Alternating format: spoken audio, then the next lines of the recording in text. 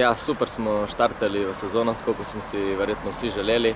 V prvem polčasu sicer ni šlo tako gladko, bili smo sicer boljši, ampak žoga ni hotela v mrežo. Potem v drugem polčasu smo bili pa vztrajni in ta vztrajnost se nam je splačala in smo zmagali 4:0.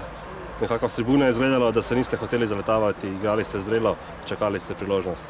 Ja, seveda, Radomlje so se pametno postavili nazaj, mi smo mogli biti pa samo potrpežljivi. Imeli smo žogo v svojih nogah, paziti smo morali na kontre, ampak mislim, da smo imeli igro pod nadzorom in zato zmagali. Psihološko zagotovo zelo zahtevna tekma, prva bilo je potrebno prebiti led. Ja, seveda, prva tekma mislim, da pokaže, da moraš dobro štartati v sezono, da potem je veliko lažje, tudi dobra popotnica za zdaj za derbi v sredo proti Mariboru.